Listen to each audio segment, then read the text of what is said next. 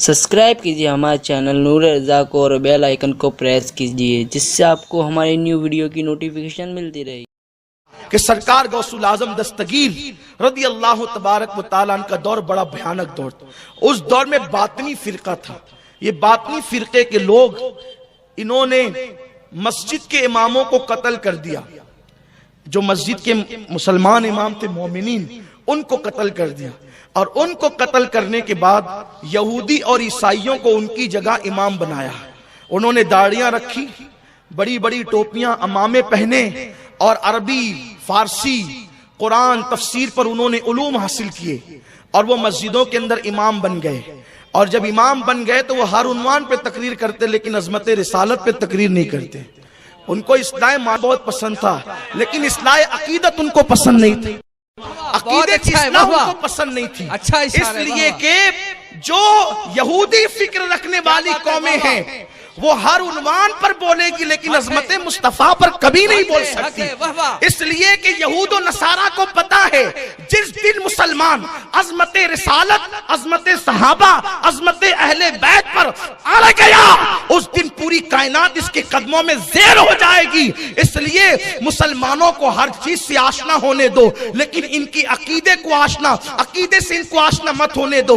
इनकी अकीदत को जिंदा मत होने दो, इनकी अकीदत को बेदार मत होने दो। इसलिए कि ये फाका कश के मौत से डरता नहीं जरा, रूहे मोहम्मद इसके बदन से निकाल दो। फिक्रे अरब को देके फिरंगी तखज्जुलात, इस्लाम को हिजाजो यमन से निकाल दो। इकबाल कहते हैं बुझी आग इश्क की अंधेर है, मुसलमान नहीं राख का ढेर है। जब तक मुसलमानों के दिल में इश्क मुस्तफा मौजूद है, मुसलमान मुसलमान है। जिस दिन उसके दिल से इश्क मुस्तफा की आग बुझ गई, अब वो मुसलमान न रह गया, वो राख का ढेर हो गया। राख के ढेर को आप हवा में उड़ा दो, पैरों तले कुचल दो, दरिया में बहा दो, उसको कुछ भी करो, अब वो कुछ कर नहीं सकता। इसलिए कि राख के ढेर में कोई ताकत ही नहीं होती, कोई कुव्वत ही नहीं होती। कुव्वत तो उसको होती है जिसके दिल में इश्क मुस्तफा होता है। याद रखें, शाम और यमन की तबाही के ताने बाने आज नहीं, एक सदी पहले से बुने जा चुके थे, बल्कि उससे पहले से बुने जा चुके थे। इकबाल ने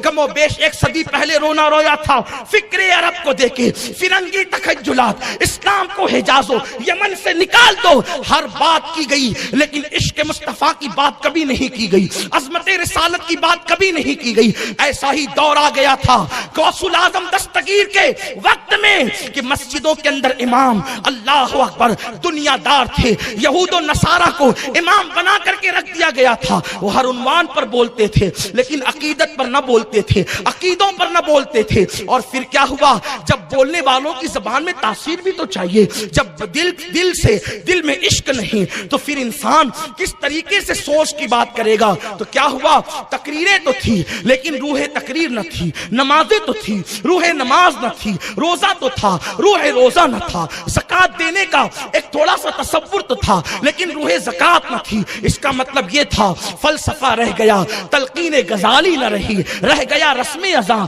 रूह बिलाली न रही। यही वक्त आ गया था जब जब दिलों की दुनिया उजड़ी है।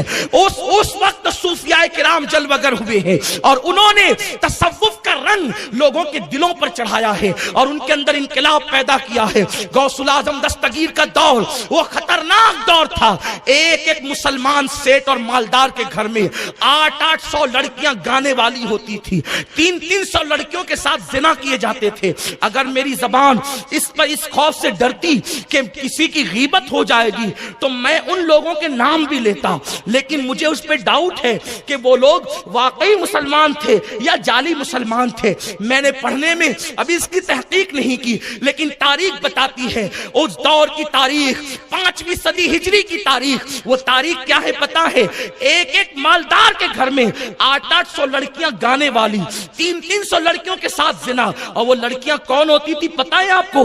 वो लड़कियां अल्लाह अकबर यहूदियों की बेटियां होती थी, ईसाइयों की बेटियां होती थी। वो मुस्लिम बादशाहों को पूरी पूरी रात शराब पिलाती थी और اور وہ گانے میں مصروف رکھتی تھی، اس لیے کہ تباہ ہونے والی قوم کا انداز ہوتا ہے کہ دولت کے نشے میں چور ہو کر لوگ اپنے مذہب کو پیٹ کے پیچھے ڈال دیتے ہیں، لوگ اپنے مسلک کو پیٹ کے پیچھے ڈال دیتے ہیں، لوگوں کو دولت نظر آتی ہے، لوگوں کو اقتدار نظر آتا ہے، لوگ حسن میں ڈوب جاتے ہیں، لوگ شراب و شباب میں ڈوب جاتے ہیں۔ جب کوئی شراب میں ڈوب جائے پھر اس کے دل میں ماں کے لیے عظمت نہیں رہتی، تو اس کے لیے دین کے لیے اس کے دل میں کیا عظمت ہوگی، اپنی اولاد کے لیے اس کے دل میں کیا عظمت ہوگی۔ جو زنا میں ڈوب جائے، جو اللہ اکبر شباب کا دل ڈالا ہو جائے، پھر وہ اتنا بے غیرت ہو جاتا ہے کہ پھر وہ اپنی بیٹی کی آبرو سے بھی بے فکر ہو جاتا ہے۔ تو جس کو بیٹی کی آبرو کی فکر نہ ہو تو پھر وہ قوم کی بیٹیوں کی آبرو کی فکر کیا کرے گا؟ اس لیے کہ نگاہیں جب مقدس ہوتی ہے تو انسان ہر بیٹی کو اپنی بیٹی سمجھتا ہے، نگاہوں میں جب تقدس ہوتا ہے تو اس کی نگاہیں حیا سے جھک جاتی ہے۔ غوث الاعظم دستگیر نے یہ ماحول دیکھا، 800 مالداروں کے گھروں میں گانے والی عورتیں، 300 زنا کے لیے بادشاہوں کے محل میں، ان کے حرم میں 500 یہودی عیسائی لڑکیاں۔ یہ ماحول دیکھ کر سرکار غوث الاعظم دستگیر نے ان کو تنبیہ فرمائی۔ اس سے پہلے کہ میں غوث پاک نے جو تصوف کے انداز کے ساتھ، صوفیانہ لب و لہجے کے ساتھ ان لوگوں کی اصلاح کی ہے، اس کو بتانے سے پہلے یہ بات بھی میں کہہ دوں، کیا میں اس دور کی جو تصویر کھینچ رہا ہوں تاریخ کے آئینے میں، کیا یہ ہمارے دور کی تصویر نہیں ہے؟ کیا یہ ہمارے زمانے کی تصویر نہیں ہے؟ آج کوئی 24 لوم کا مالک بن جائے تو پہلی بیوی اس کو بری لگنے لگتی ہے، اور وہ کبھی تراشن والی کے ساتھ افیئر کرتا ہے، کبھی پڑوسی کے ساتھ افیئر کرتا ہے، کبھی پارکوں میں جا کر زنا کے اڈوں کو آباد کرنے کی کوشش کرتا ہے، پکنک کے نام پر جا کر کے معاذ اللہ وہ زنا کرتا ہے۔ مسلمانوں، تمہیں غیرت آنی چاہیے۔ اللہ اکبر، مٹنے والی قوم کا انداز ہی ہوتا ہے۔ کیا آج تم یہ نہیں کر رہے ہو؟ یہ تمہارا شہر ہے، مسجد و مینار کا کہلانے والا شہر۔ یاد رکھنا، میں پرواہ بولتے وقت کسی کی نہیں کرتا، یہی میری سب سے بڑی خامی ہو سکتی ہے آپ کی نظروں میں، لیکن میں آپ کو بیدار کرنا چاہتا ہوں۔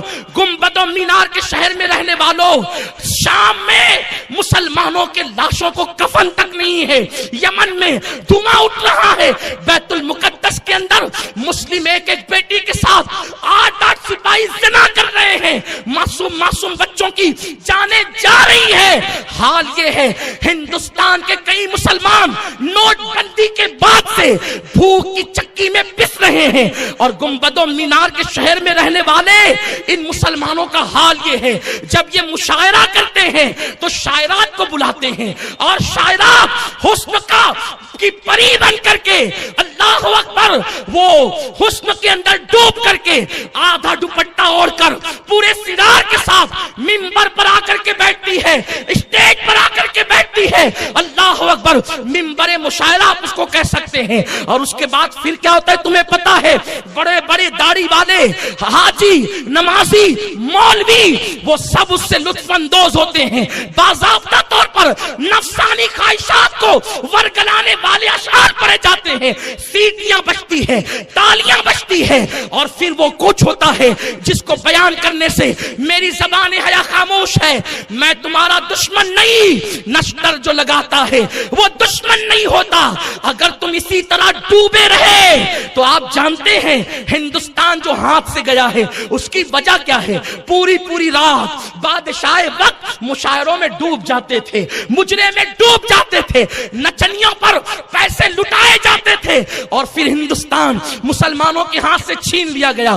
اگر تمہاری یہی روش نہیں تو یاد رکھنا، جو شام میں ہو رہا ہے وہ ہندوستان میں بھی ہو سکتا ہے، جو یمن میں ہو رہا ہے وہ ہندوستان میں بھی ہو سکتا ہے۔ صوفیہ کی تعلیم یہ ہے، سید الطائفہ جنید بغدادی کہتے ہیں، اگر ہو سکے تو بکری کے تھن پر بھی نظر بلا وجہ نہ کرنا، اس لیے کہ جو نظروں کی حفاظت نہیں کرتے اللہ ان سے ایمان کی لذت کو چھین لیا کرتا ہے۔ ایک مرتبہ اللہ اکبر، حضرت بایزید बायजीद से किसी ने पूछा, ए बायजीद मुझे नमाज में लज्जत नहीं मिलती। इरशाद फरमाया, शायद तूने किसी जानी का चेहरा देख लिया है, इसीलिए तुझे नमाज में लज्जत नहीं मिलती। अगर जानी का चेहरा देखो तो नमाज में लज्जत नहीं मिलती। जो पूरी पूरी रात इंटरनेट पर जिना के मनाजिर देखते हो, उन्हें नमाज में लज्जत कैसे मिल सकती है? जो पूरी पूरी रात गवैयों को देखते हो, नंगा नाच देखते हो, उन्हें नमाज में लज्जत कैसे मिल सकती है? इसीलिए तो नमाज पढ़ना भारी हो गई।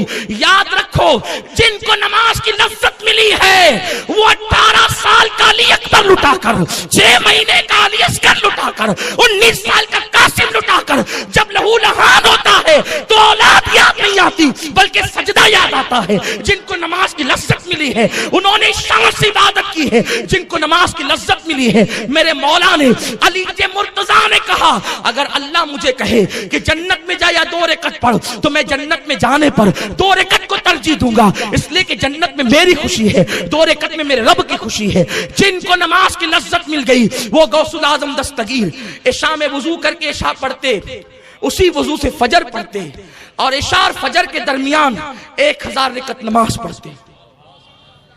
ये तसव्वुफ क्या है? तसव्वुफ कोई मथुरा का लड्डू है कि हर किसी को मिल जाए? तसव्वुफ नाम है दिलों के तस्किये का, तसव्वुफ नाम है निकाहों की पाकीज़गी का, तसव्वुफ नाम है किरदार की पाकीज़गी का, तसव्वुफ नाम है इंसान अल्लाह के सिवा सबसे अलग हो जाए, वो सब में होकर भी सबसे अलग हो। इसी को सूफिया कहते हैं जलवतों में खलवत हो, तो सबके दरमियान, लेकिन इस शान से खलवतों में हो कि मेरे आका की बारगाह में जनाब आयशा ही पूछा, कौन? आयशा का मन आयशा। आयशा कौन है? अबू बकर की बेटी आयशा का मन अबू बकर। का मोहम्मद की बीवी आयशा का मन मोहम्मद। मोहम्मद कौन है? यूं है ये तसव्वुफ की ताबीरात है, ये तसव्वुफ की तशरीहात है। तुम तबाह होने वाली कौम का अंदाज ही होता। मुसलमानों, हम तबाही के दहाने पर पहुंच रहे हैं।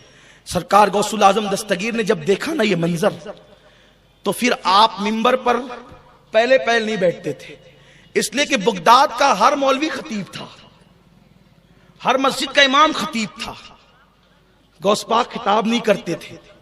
एक दिन हुजूर अलैहिस्सलाम तशरीफ लाए। बाज लोग इसको ख्वाब का वाकया कहते हैं, लेकिन मुल्ला अली कारी ने इसको आलम बेदारी का वाकया कहा है।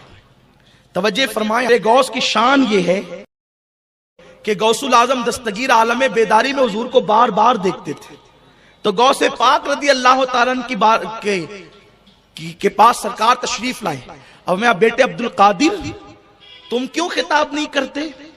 अब्दुल कादिर, तुम क्यों तकरीरें नहीं करते? अर्ज की, नाना जान, ये सब लोग अरबी हैं, बहुत पढ़े लिखे लोग हैं, और मैं अजमी हूं। अहले अरब अपने आप को अरबी कहते थे, सारी दुनिया को अजमी कहते थे, क्योंकि वो इलाका अरब था और उनको अरबी बड़ी अच्छी आती थी। गौस पाक कहते मैं अजमी हूं, मैं अजम का रहने वाला हूं, मैं अरबी नहीं हूं। तो सरकार गौसुल आजम दस्तगीर को आकर ने मैं, तुम खिताब किया करो। अस्की नाना जान, इनकी अरबी बड़ी अच्छी है, तो मैं कैसे खिताब करूं? सरकार ने फरमाया मुंह खोलो। गौसे पाक ने मुंह खोला। 7 मरतबा हुजूर ने गौसुल आजम दस्तगीर के मुंह में थूका, अपना लुआब डाला, और मैं अब खिताब करना। हुजूर अलैहिस्सलातु व तस्लीम हटे तो मौला अली तशरीफ लाए। कहा बेटे अपना मुंह खोलो, और 6 मरतबा मौलाए कायनात ने उनके मुंह में लुआब डाला। सुभान अल्लाह। गौस पाक ने कहा दादा जान, इसलिए कि गौसे पाक के अली मुर्तजा दादा भी है और नाना भी है, इसलिए कि उनकी अम्मी हुसैनी सैयद है और उनके अब्बा हसनी सैयद है। सुभान। तो नाना भी है, दादा भी। का दादा जान, आपने 7 बार क्यों नहीं किया, आपने 6 बार क्यों किया? तो अर्ज की बेटे अदब की वजह से, क्योंकि सैयदुल अंबिया ने 7 मरतबा डाला है, मैं 7 मरतबा डालता तो लोग बराबरी का तसव्वुर करते हैं। मुझे बराबरी गवारा नहीं है, क्योंकि गुलाम गुलाम होते हैं, आका आका है। तवज्जो करें, जब अली नबी की बराबरी नहीं करता, क्या बात है, वाह वाह, सुभान अल्लाह। जब मौला नबी की बराबरी नहीं करता तो मौलवी को हक क्या है क्या नबी बात की है, वाह बराबरी वाह, करने का? सुभान अल्लाह। गौसुल आजम दस्तगीर से फरमाया 6 बार इसलिए डाला। सरकार गौस पाक ने देखा कि बहुत लोग बिगड़ गए, तो इनको संवारें कैसे? तो संवारने के लिए गौस पाक जो बहुत शिद्दत थे, بادشاہوں کی ذرا رعایت نہیں کرتے تھے. بادشاہوں کو کیا کہتے تھے؟ او کھجور کے تنے سیدھے رہے, ممبر پہ کہتے تھے. انداز یہ, ہم کہتے ہیں تو پیارے آقا کے پیارے دیوانوں کہتے ہیں, پھر بھی تھوڑا سا لوگ کہتے ہیں یار بہت سخت کہتے ہیں. غوث پاک کہتے تھے او کھجور کے تنے سیدھے رہے ورنہ تجھے قتل کر دوں گا. یہ ان کی شان تھی نا, یہ ان کی شان تھی. اور بڑے بڑے بادشاہ لرز جاتے تھے.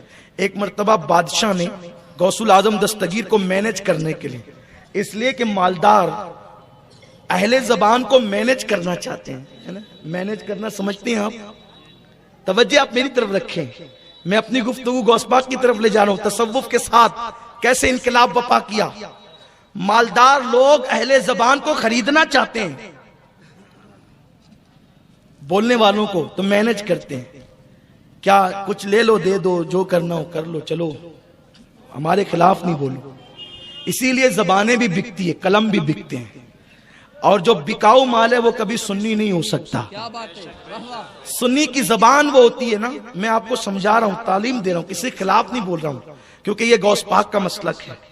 سنی کی زبان ہمیشہ ایک, اور سنی کی زبان کبھی کسی دنیا دار کی تعریف میں نہیں کھلتی, یا نبی اور آل نبی اور صحابہ کی تعریف میں کھلے گی, یا نبی کے سچے غلاموں کی. اسی لیے تو اعلیٰ حضرت کہتے ہیں دہن میں زبان تمہارے لیے, بدن میں ہے جان تمہارے لیے, ہم آئے یہاں تمہارے لیے, اٹھے بھی وہاں تمہارے لیے. میرے امام کو ایک نواب نے مینج کرنا چاہا, ذرا میری شان میں بھی کوئی قصیدہ لکھ دے. بڑا نواب تھا نا وہ, میری شان میں بھی کوئی قصیدہ لکھ دیں. اعلیٰ حضرت نے قلم ضرور اٹھایا لیکن قصیدہ نہیں لکھا, نعت لکھی. اور کیا لکھا؟ وہ کمال حسن حضور ہے کہ گمان نقص جہاں نہیں, یہی پھول خار سے دور ہے, یہی شمع ہے کہ دعا نہیں. کروں تیرے نام پہ جاں فدا, نہ بس ایک جاں دو جہاں فدا, دو جہاں سے بھی نہیں جی بھرا. کروں کیا کروڑوں جہاں نہیں, کروں مدح اہل دول رضا. سبحان اللہ, سبحان اللہ. کروں مدح اہل. ابھی الیکشن آ رہا ہے آپ کے شہر میں, دیکھو کتنی زبانیں بکے گی, کتنے ٹھیکیدار کیسے کیسے بدعقیدوں کی تعریف کرتے ہوئے نظر آئیں گے. تب پتا چلے گا اصلیت کس کے پاس ہے. اللہ حضرت کہتے ہیں کروں مدح اہل دول رضا, پڑے اس بلا میں میری بلا, میں گدا ہوں اپنے کریم کا, میرا دین پا رہے نام. اہل حق کو ہمیشہ کانٹے کی طرح دیکھا گیا, کیونکہ حسین اعظم کے یزید پیر تک چومتا اگر حسین بک جاتے.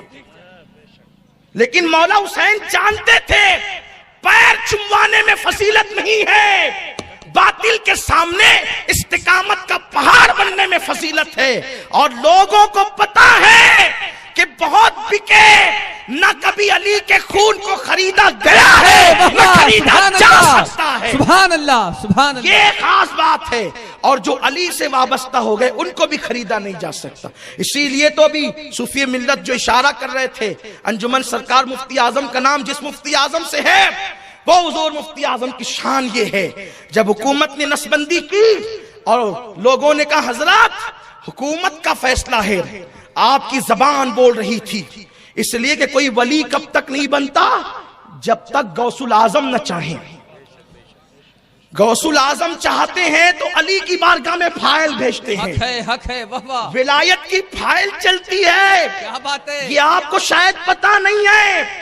پہلے فائل غوث العظم کی بارگاہ میں آتی ہے. اب تمہاری طرح نہیں ہوتی جو آپ اپنی سمجھنا سمجھو اس کو. اللہ والوں کے معاملات کو اپنے پہ قیاس نہیں کریں, صرف سمجھانے کے لیے بولا جاتا ہے, ورنہ وہ فائل کیسی ہوتی ہے جب اس منزل میں جاؤ گے تو دیکھو گے. غوث پاک اس پہ اپنی مہر لگاتے ہیں, پھر وہ مولا علی کے پاس جاتے ہیں. جب تک علی نہیں لگاتا نا اس وقت تک کوئی ولی نہیں بنتا. یہ ہے ولایت. جس کے گھر سے ولایت تقسیم ہوتی ہے وہ خاندان علی ہے. ہاں تو اور جو علی سے منسلک ہو گئے ان کو بھی خریدا نہیں. کیوں خریدا نہیں جا سکتا؟ میرے دادا مرشد حضور مفتی اعظم نے فرمایا حکومت کی بات کرتے ہو, حکومت بدل جائے گی, بریلی کا فتویٰ نہیں بدلے گا. سبحان اللہ, سبحان اللہ. لوگ تقریریں بھی کرتے ہیں سنیوں کو لبھانے کے لیے کہ مفتی اعظم نے دیکھو کیسا فتویٰ دیا. مفتی اعظم نے یہی تھوڑی فتویٰ دیا, مفتی اعظم نے تو یہ بھی دیا نا کہ گستاخ رسول کافر ہے. حق ہے. آپ کو نسبندی کے خلاف فتویٰ نظر آ گیا, آپ کو نسبندی کے خلاف فتویٰ نظر آ گیا، وہ فتویٰ آپ کو نہیں دکھا؟ کیا بات ہے، میری واہ واہ۔ یادداشت تو خدا نے بہت مضبوط کی، اللہ نے۔ بہت اچھا ہے، واہ ہاں واہ، مجھے سبحان یاد اللہ۔ ہے۔ سبحان سنیو، بن پیندے کے لوٹے مت بنو کبھی بھی، ہاں یہ ہنسنے کی بات نہیں ہے، سنی بنو سنی، دورنگی چھوڑ دے یک رنگ ہو جا، سراسر موم یا پھر سنگ ہو جا، یک گیر محکم بگیر۔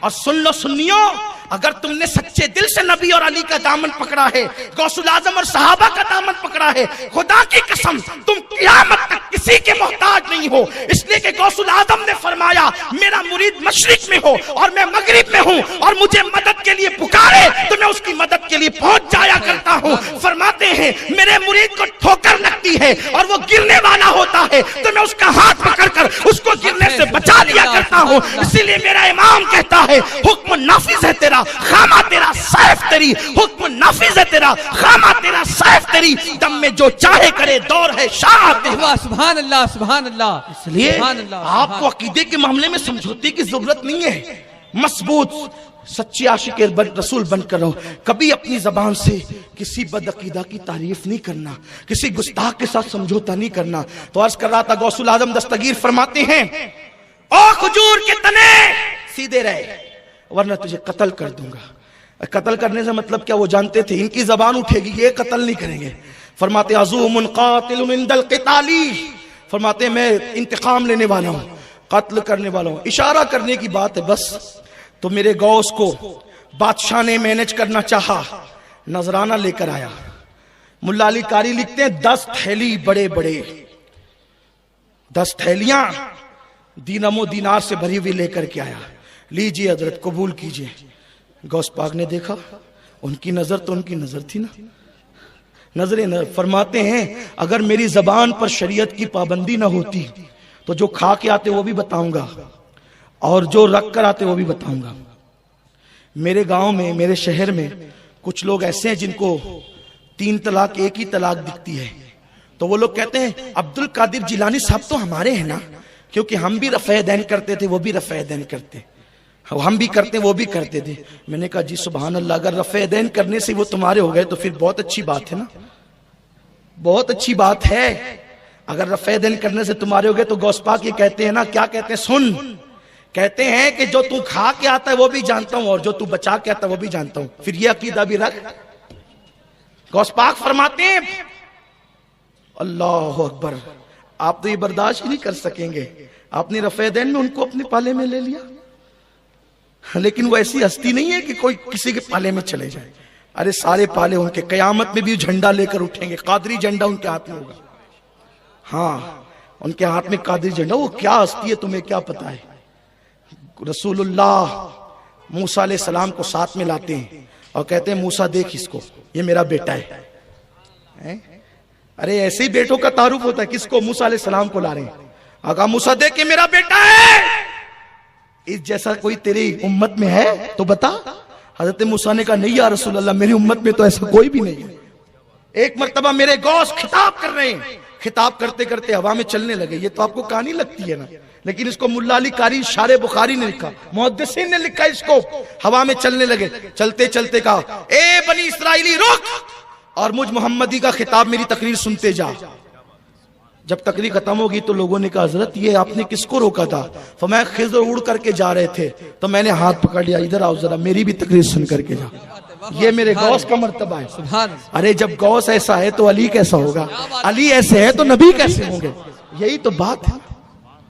تو غوث العظم کی بارگاہ میں وہ لے کر کے آیا توڑے دولت کے، کہا یہ قبول کیجئے۔ فرمایا اچھا لائی در لیا اور 2 تھیلی اٹھائی اور اٹھا کر کے اس کو نچوڑا۔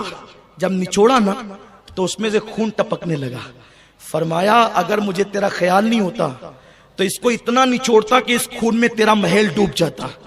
تو لوگوں کا خون لاتا ہے اور خون لا کر کے مجھے تحفہ میں پیش کرتا ہے، یہ دولت نہیں ہے، تو لوگوں کا خون چوس کر کے لایا۔ سنیو تحفے بھی دیکھ داکھ کر وصول کیا کرو، حلال ہے کہ حرام ہے، اس لیے کہ ولایت کی منزل یوں ہی نہیں ملتی۔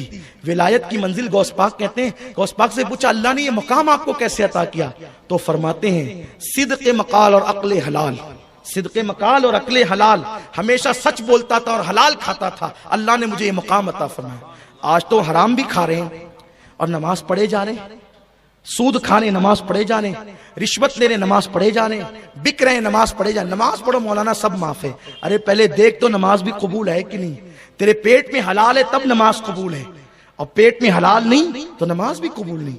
جو ایک لقمہ کھائے حرام کا 40 دن تک اللہ اس کی عبادت قبول نہیں کرتا، اور تو کیا ہے جو منہ میں آ رہا ہے کھاتا جا رہا ہے، جو ہاتھ میں آ رہا ہے کھاتا جا رہا ہے۔ اس لیے لوگوں اپنی عقیدے کی حفاظت کرو۔ پھر غوث الاعظم دستگیر نے کیسی حفاظت کی؟ سنیت کی، آپ نے تقریریں کی۔ بس اسی پہ گفتگو ختم کر رہا ہوں، سمیٹتا ہوں گفتگو کو۔ کیا انقلاب برپا کیا جب غوث پاک کے منہ میں حضور نے لعاب ڈالا، علی مرتضیٰ نے لعاب ڈالا۔ اب غوث پاک خطاب کرتے ہیں، فرماتے ہیں جب میں پہلے تقریر کرتا تھا نا تو میری تقریر میں 4 لوگ بیٹھتے تھے، 5 لوگ بیٹھتے تھے۔ جب حضور نے لعاب ڈالا نا میرے منہ میں اور مولا علی نے ڈالا تو اس وقت میں تقریر کر رہا تو پوری مسجد بھر گئی۔ پھر مسجد سے میں عیدگاہ میں چلا گیا، پھر بھی عیدگاہ بھر گئی۔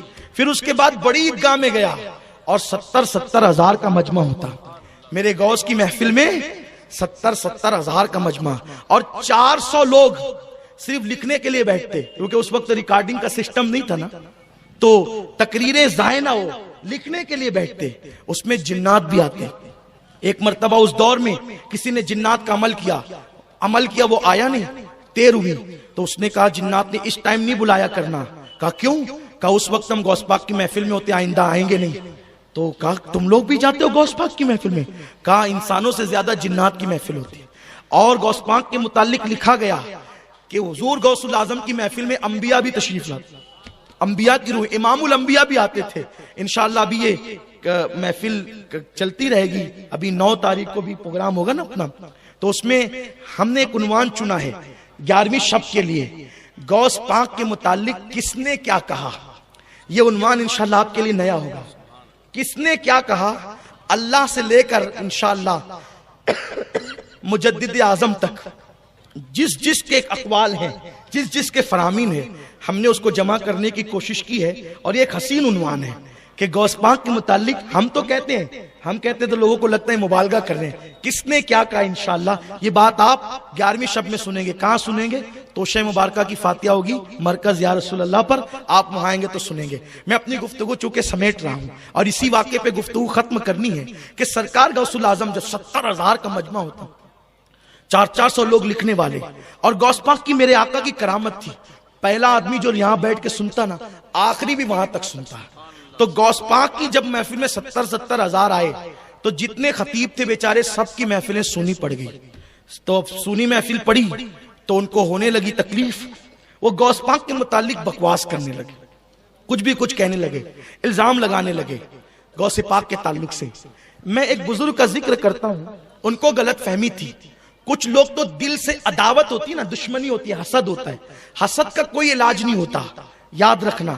لیکن اللہ پاک ولیوں کی شان بیان کرتے ہوئے کہتا ہے ولیوں کی پہچان یہ ہے جب کوئی ان سے حسد کر کے جاہل الجھتا ہے تو وہ ہر ایک کے منہ نہیں لگتے، کیا کہتے ہیں؟ وَإِذَا خَاطَبَهُمُ الْجَاهِلُونَ قَالُوا سَلَامًا، جب جاہل ان سے الجھتے ہیں تو وہ سلام کر کے آگے بڑھتے ہیں، بھئی چھوڑو، اب چھوڑو، ہمیں چھوڑو، جان چھوڑو ہماری، ہم تم سے نہیں الجھتے، یہ ہوتا ہے۔ تو کچھ لوگ جہالت کی وجہ سے، حسد کی وجہ سے غوث پاک کی محفل کی 70 ہزار کا مجمع دیکھ کر کے جلتے، الگ الگ الزام لگاتے، غوث پاک ان سے متعلق کچھ نہیں کہتے۔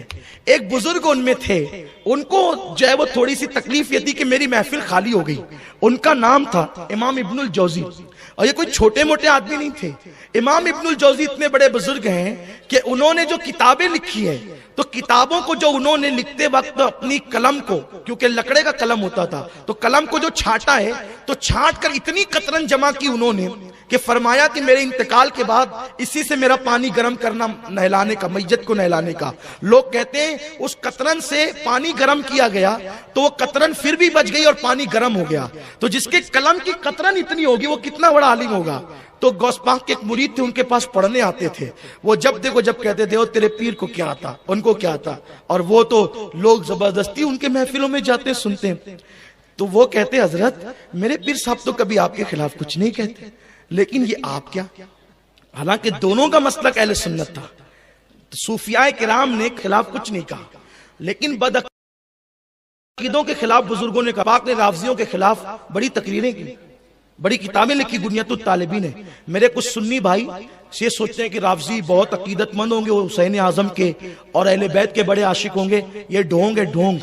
رافضی کوئی عاشق اہل بیت نہیں، عاشق اہل بیت صرف سنی ہو سکتے ہیں، عاشق صحابہ صرف، اور یہ رافضی وہ لوگ ہیں، اگر کوئی سنی ان کی محبت میں مبتلا ہے تو اس کو بتا دیتا ہوں کہ غوث پاک کو رافضی سید نہیں مانتے، وہ کہتے ہیں کہ عبد القادر جیلانی سید نہیں، یہ ان کا عقیدہ ہے۔ میرے سرکار کو اسی لیے بڑے بڑے بزرگوں نے غوث پاک کا نسب نامہ بیان کیا، لیکن وہ غوث پاک کو اسی لیے سید نہیں مانتے کہ غوث پاک نے ان کے خلاف تقریریں کی اور تحریریں لکھی، تو اس سے غوث پاک کا کیا بگڑتا ہے؟ سیدوں کی سیادت کا انکار کر کے کوئی کچھ تھوڑی بگاڑتا ہے ان کا، وہ اپنا نسب بتاتا ہے کہ میں کہاں کا ہوں۔ اس لیے کہ حضور علیہ السلام نے فرمایا سیدوں کا دشمن تین میں سے کوئی ایک ہوگا، یہ ترمذی شریف کی حدیث ہے، جو اہل بیت کا سیدوں کا دشمن ہوگا وہ تین میں کوئی ایک ہوگا۔ ترمذی میں جا کے چیک کر لینا، اٹھا کے دیکھ لینا، حضور فرماتے کوئی ایک ہوگا، یا تو وہ اپنے باپ کا بیٹا نہیں ہوگا یعنی حلالی نہیں ہوگا، حضور کہہ رہے ہیں، یا پھر وہ ایام ممنوعہ میں آ گیا ہوگا۔ حضور کہتے ہیں میں اس کو وہ اس کا ترجمہ ہو بہو نہیں کرتا، لیکن آپ سمجھ گئے ہوں گے کہ جن ایام ممنوعہ دن ہوتے ہیں نا ان ایام میں وہ آ گیا۔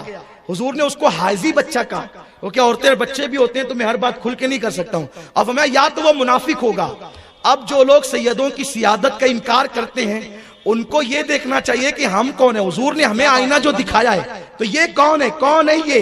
حضور کہہ رہے کون ہے؟ تو علی مرتضیٰ کے ماننے والا جو ہوگا وہ کبھی غوث الاعظم کی سیادت کا انکار نہیں کرے گا، کیونکہ غوث الاعظم نجیب الطرفین سید ہیں، دونوں طرف سے، ماں اور باپ کی طرف سے سید ہیں۔ تو آپ خطاب فرماتے تھے حضرت امام ابن الجوزی رحمت اللہ علیہ، اور یاد رکھنا کبھی کسی سننے سے کوئی اختلاف ہونا تو اس سے بدلہ نہیں لیا کرنا، معاف کرنا، یہ صوفیہ کا طریقہ ہے۔ کانٹوں کے مقابلے میں کانٹا نہیں، پڑوسی سننی ہے نا کوئی بات نہیں، اپنی ذات کو کوئی کتنی بھی تکلیف پہنچائے کبھی بدلہ نہیں لینا۔ انشاءاللہ میں ایک تقریر اس پہ اور کروں گا، ولی میں جب تک 12 صفت پیدا نہیں ہوتی وہ ولی نہیں بنتا، یعنی کسی میں جب تک صفات، وہ کون سی 12 صفات ہے جو آدمی کو ولی بنا دیتی ہے؟ اس درمیان میں 11ویں شریف میں کہیں بھی پروگرام ہوگا یاد دلائیے گا کون سی 12 صفات ہے ولی بنا دے، اگر عمل کرو گے انشاءاللہ ولی بنو گے، کیونکہ آج بھی ان کا فیضان تقسیم ہو رہا ہے نا، تو انشاءاللہ عنوان کے ساتھ اعلان ہوگا، میں ساتھیوں کو کہوں گا کہ وہ اعلان عنوان کے ساتھ کریں گے، آپ ضرور آئیے گا۔ ویسے تو ماشاءاللہ آپ بہت پیار کرتے ہیں، آپ آتے ہی ہیں ماشاءاللہ، یہ غوث پاک کا فیضان ہے۔ امام ابن الجوزی سے کہا حضرت وہ آپ کے خلاف کچھ نہیں کہتے، آپ کیوں کہتے رہتے ہیں؟ کہا وہ تیرے پیر کو کچھ نہیں آتا۔ کہا ایک کام کریں، آپ نے کبھی ان کی تقریر سنی؟ نہیں سنی، بس لوگ دیوانہ وار جاتے رہتے ہیں۔ اس نے کہا ایک بار ذرا چلیے نا، سنیے نا۔ امام ابن الجوزی کی باتیں میں اپنے انداز میں پیش کر رہا ہوں، اس کو اپنے الفاظ کا جامع پہنا رہا ہوں۔ انہوں نے کہا چلو ٹھیک ہے آج چلتے ہیں، اس لیے کہ جب خدا حسن دیتا ہے تو نزاکت آئی جاتی ہے نا، علم آتا ہے تو آدمی تھوڑا سا اکڑتا بھی ہے نا، لیکن یاد رکھیں علم ہو اور اللہ والوں سے نسبت نہیں ہو تو حضرت مولانا روم کہتے ہیں مولوی ہرگز نہ شد مولائے روم تا غلام شمس تبریزی نہ شد۔ اگر صرف علم پڑھا نا ضربا یضربو، اگر آپ پڑھتے رہے ساری زندگی کبھی آپ منزل پر نہیں پہنچیں گے جب تک کسی شمس تبریز سے اپنی نسبت کو نہیں جوڑ لیں گے۔ اللہ والوں سے نسبت جوڑو ورنہ دارالعلوم رہ جائیں گے، یاد رکھیے گا۔ اور الحمدللہ اہل سنت کے دارالعلوم ہے کیونکہ وہ باب مدینۃ العلم سے جڑے ہوئے ہیں۔ ہاں یہ خاص بات عرض کر رہا ہوں آپ کے سامنے۔ تو کہا کہ چلے نا ایک بار ذرا میرے پیر کی تقریر سنیں۔ انہوں نے کہا چلو ٹھیک ہے چلتے ہیں، مگر وہ کیسے آئے؟ ان کو لگا کہ اگر میں ڈائریکٹ چلا گیا تو میرے سننے والے بھی تو وہاں ہوں گے جو ادھر چلے گئے ہیں، تو انہوں نے کیا کیا، اپنے سر پہ چادر ڈالی تاکہ کوئی مجھے دیکھ نہ سکے۔ کچھ لوگ اندھیرے میں سننے کے عادی ہوتے ہیں نا، واہ بہت اچھا ہے، سبحان لوگ اللہ۔ اندھیرے میں کہ بولتے کیا ہیں ذرا سنیں تو، اللہ کرے آپ سنیں، آپ کو ابن الجوزی کا صدقہ ملے۔ بہت اچھا ہے، اندھیرے میں سننے کی کیا ضرورت ہے؟ آپ کے لیے بچھات ہے نا، اتنی بڑی عزت کے ساتھ بٹھایا ہے، اگر وہاں نہیں بیٹھتے تو یہاں بیٹھو، ارے یہاں نہیں بیٹھتے عظمت رسالت کا اقرار کرو، یہاں بٹھائیں گے۔ کیا بات ہے، سبحان اللہ سبحان اللہ۔ اندھیرے میں چھپ کر کیا ملنا ہے، اندھیرے میں سن کر کیا؟ دل اندھیرے ہوتے ہیں تو لوگ اندھیروں میں کھڑے ہوتے ہیں، پھر بعد میں پوچھتے ہیں وہ کہاں پڑھا تھا، وہ کہاں سنا تھا؟ سن سن سن، یہ وہ نغمہ ہے جو ہر سانس پہ گایا نہیں جاتا. الحمدللہ. تو ابن الجوزی آئے اور 70,000 کے مجمع میں اخیر میں بیٹھ گئے. اخیر میں بیٹھے نا تو وہ جو قادری غلام تھا وہی پڑھا لکھا تھا, انہی سے پڑھا تھا. غوث پاک نے تقریر شروع کی تو کیسے شروع کی؟ دیکھو ابھی صوفی صاحب نے میرے عنوان کا اعلان کیا, تصوف اور غوث پاک, اور یہ بہت مشہور کیا گیا ہے واٹس ایپ پہ. پہلے سے عنوان دیا گیا کہ بھئی آنا تو تقریر یاد کر کے آنا, آنا تو تقریر یاد کر کے آنا تاکہ لکیر کی فقیری نہ ہو. تو اس لیے اسٹڈی کر کے آنا تب آدمی عنوان میں بول سکے گا. لیکن غوث پاک کیا ایسا نہیں ہوتا تھا. ہوتا کیا تھا, قاری کو حکم دیا جاتا تھا وہ آیت پڑھ کے بیٹھ جاتا تھا, اور قاری کی مرضی پہ ہوتا تھا وہ جو چاہے آیت پڑھے, اور پھر میرے غوث اسی پہ بیان کرتے تھے. ہماری جماعت کے ایک بہت بڑے عالم ہیں, وہ یہ کہتے ہیں اکثر کہ میں دیکھتا ہوں کہ لوگ خطبے میں جو آیت پڑھتے ہیں 2 گھنٹہ تقریر کر کے کبھی اس کا ترجمہ بھی نہیں کرتے, ہے نا. ایسا ہماری جماعت کے ایک بزرگ کہتے ہیں, لیکن وہ انہی کو زیب دیتا ہے, بڑے بزرگوں کو زیب دیتا ہے. تو بہرحال اس کا ترجمہ بھی بیان ہو جانا چاہیے, اس کی تشریح بھی ہو جانا چاہیے تقریر میں جو آپ نے موضوع سخن بنایا. ورنہ کبھی کبھی تو تقریر میں آدمی بھول جاتا ہے کہ میں نے کون سی آیت پڑھی, میں نے آیت کون سی پڑھی ہے, لیکن مجھے یاد ہے میں نے کون سی آیت پڑھی. قد افلح من تزکا وذکر اسم ربہ فصلی. یہ تصوف کی طرف اشارہ کرتی ہے کہ جنہوں نے اپنے دلوں کو پاک کر لیا اللہ نے ان کو کامیاب فرما دیا, اور دلوں کے پاک کرنے کا نام جو ہے وہ تصوف ہے. تو آیت قاری پڑھتا تھا, اور قاری جب آیت پڑھتا تھا پھر غوث پاک منبر پہ آتے تھے اور بیٹھ کر کے اس پہ تقریر کرتے تھے. قاری نے آیت پڑھی 70,000 کا مجمع, غوث پاک بیٹھ گئے, اور بیٹھنے کے بعد آپ نے آیت کا ترجمہ کیا, پھر ایک تفسیر کی. تو تفسیر کی تو اس قادری غلام نے ان کی طرف دیکھا, بہت بڑے عالم تھے نا وہ ابن الجوزی, ان کی طرف دیکھا. انہوں نے کہا یہ آیت کی تفسیر جو تیرے پیر نے کہی ہے نا, مجھے اس کا علم ہے, میں پڑھاؤں اس کو, مجھے آتی ہے یہ بھی. پھر غوث پاک نے دوسری کی, پھر ان کی طرف دیکھا تو کہا یہ بھی میرے علم میں ہے. پھر تیسری کی, کہا یہ بھی میرے علم میں. چوتھی یہ بھی. ایک آیت کی 70,000 ظاہر تفسیر ہے, اور باطن الگ ہے, اس کا جو ہے وہ صوفیانہ مفہوم الگ ہے. تو 11 تفسیر بیان کی غوث پاک نے, تو 11 پر ابن الجوزی کہتے رہے مجھے آتا ہے. لیکن جب 12ویں شروع کی نا تو پھر 12ویں پر قادری نے دیکھا, ایک قادری لوگ بھی نا بڑے ہوشیار ہوتے ہیں نا. ہاں, قادریت بھی بہت بلندی پہ لے جانے والی چیز ہے نا. دنیا کا ہر سنی قادری ہے, یہ سمجھنا. آپ یہ نہیں سمجھنا کہ میں قادری ہوں تو قادریت کی تعریف کر رہا ہوں. جہاں فیضان ہے سب میرے غوث کا فیضان. نقشبندیوں کو بھی, سہروردیوں کو بھی, چشتیوں کو بھی, سب کو ان کی عطا ہے, اور سب قادری ہے دنیا میں جو خوش عقیدہ ہیں. تو سرکار غوث العظم دستگیر کے قادری مرید نے دیکھا 12ویں پہ تو ان کی گردن جھکی, 13ویں پہ اور جھکی, 14ویں پہ اور جھکی. بعض لوگوں نے کہا 21 تفسیر بیان کی, اور ملا علی قاری فرماتے ہیں 40 تفسیر بیان کی. 11 پر ابن الجوزی رک گئے, اور ان کے علم سے 29 تفسیریں غوث پاک نے زیادہ بیان کی. 29 کا علم ان کو نہیں تھا. جب 40ویں تفسیر پہ پہنچے تو فرمانے لگے قال کو چھوڑو, اب حال کی طرف آؤ, اب ظاہر کو چھوڑو باطن کی طرف آؤ. جیسے کہا نا قال کو چھوڑو حال کی طرف آؤ, تو پورا مجمع کھڑا ہو گیا. کسی نے کپڑے پھاڑے, کوئی رونے لگا, کوئی بے ہوش ہو گیا, کوئی زمین پہ گر گیا, کسی کا انتقال ہو گیا. وہ قادری دیکھنے لگا ابن الجوزی کہاں ہے, تو ابن الجوزی وجد میں آ کر یہاں پگڑی اچھلتی ہے, اسے میخانہ کہتے ہیں.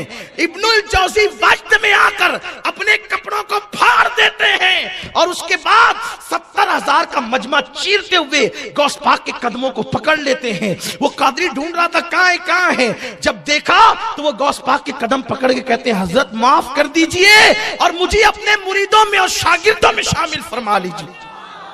یہ غوث العظم دستگیر کی شان ہے.